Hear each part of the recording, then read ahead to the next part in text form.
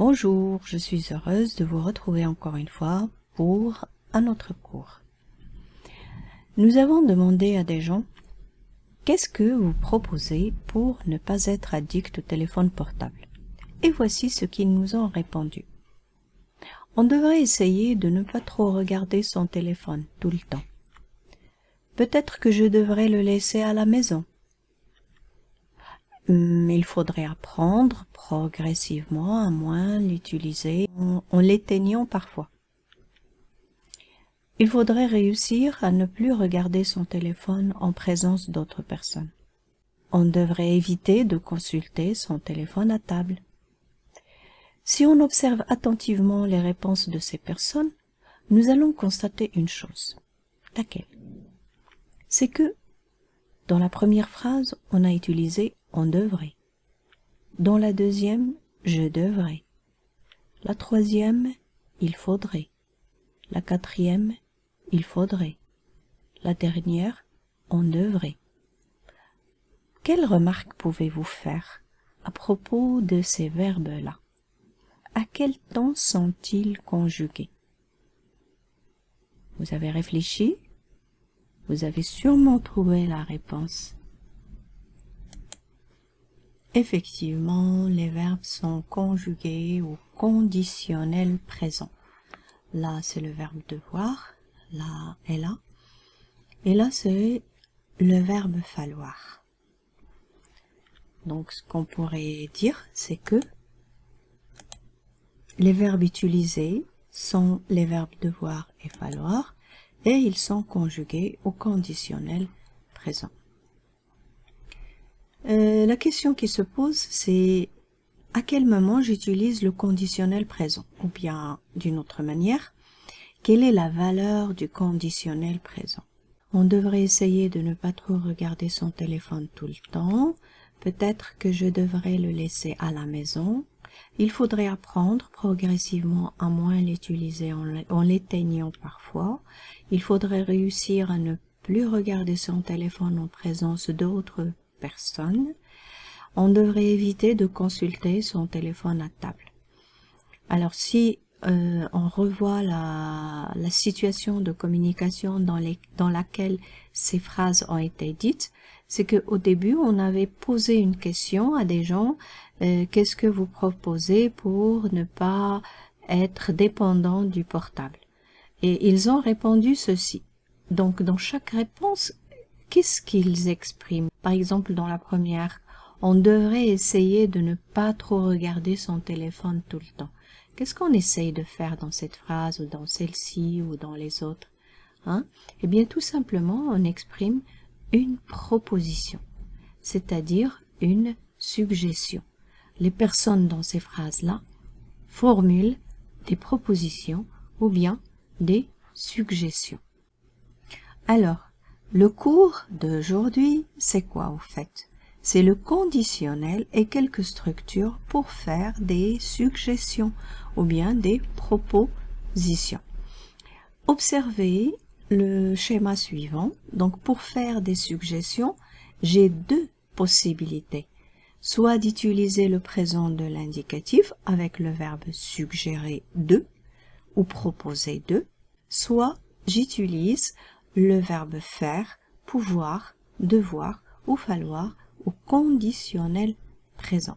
On devrait essayer de ne pas trop regarder son téléphone tout le temps. Peut-être qu'on pourrait le laisser à la maison. Il faudrait apprendre progressivement à moins l'utiliser en l'éteignant parfois. On ferait des photos avec un appareil photo. Je propose de l'éteindre pendant la nuit. Nous suggérons de ne pas l'utiliser pendant qu'on mange. Donc voici des exemples à partir des constructions qu'on a vues dans le schéma précédent. Le verbe devoir, le verbe pouvoir, le verbe falloir, le verbe faire, ou le verbe proposer de, suggérer de. Ok? Donc là, si on essaye de bien regarder attentivement là l'expression, on devrait essayer de plus un verbe à l'infinitif. Bien sûr, à la forme affirmative ou négative, ça dépend de quoi vous parlez.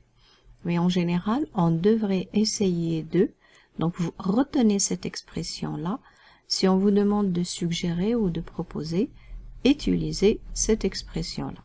Ou bien, peut-être qu'on pourrait directement le verbe à l'infinitif. Il n'y a pas de, comme ici. Le verbe pouvoir plus le verbe à l'infinitif. Ou alors la forme impersonnelle du verbe falloir, il faudrait et directement utiliser l'infinitif du verbe. Il faudrait plus un verbe à l'infinitif. Alors, le verbe faire, on pourrait directement conjuguer le verbe faire au conditionnel présent, plus un complément d'objet direct. Par contre, le verbe je propose, il doit être obligatoirement au présent de l'indicatif. Le verbe proposer plus de, plus un verbe à l'infinitif. Suggérer au présent de l'indicatif plus de, plus un verbe à l'infinitif. Voilà, en bref, je vous ai montré les différentes structures que vous pourrez utiliser pour suggérer ou proposer quelque chose. Donc, qu'est-ce qu'on doit retenir? J'utilise le conditionnel présent pour faire des suggestions, exprimer un souhait aussi, ou donner des conseils. Donc ça, c'est en général les valeurs du conditionnel présent. Même si aujourd'hui, on s'est concentré sur les suggestions, je peux aussi utiliser le conditionnel pour exprimer un souhait ou bien donner des conseils. La question qui se pose maintenant, c'est comment je forme le conditionnel présent, c'est-à-dire comment je le conjugue, comment je construis le conditionnel présent.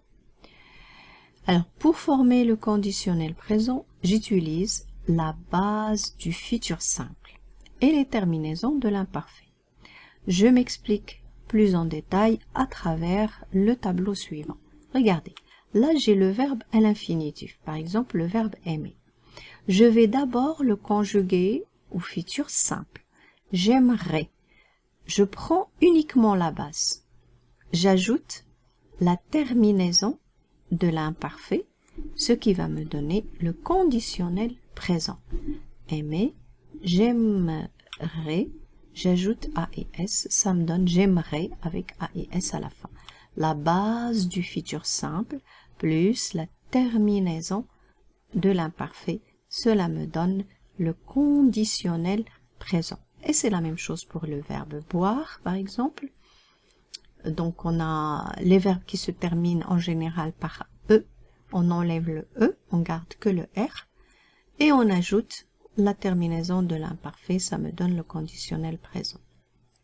Il y a d'autres verbes dont le radical change, comme le verbe vouloir, au futur simple, on dit « je voudrais ». Donc, je garde la base du futur, j'ajoute la terminaison de l'imparfait et ça me donne le conditionnel présent. Par exemple, il voudrait.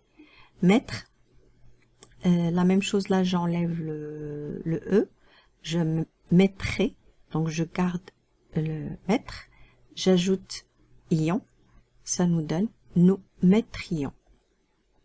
Le verbe devoir, donc j'ajoute j'enlève carrément la terminaison war et j'ajoute le R du futur simple. Donc là, je pense que pour arriver à conjuguer les verbes au conditionnel présent, il est toutefois nécessaire déjà de connaître à la base la conjugaison du futur simple, n'est-ce pas? Comment certains radicaux changent.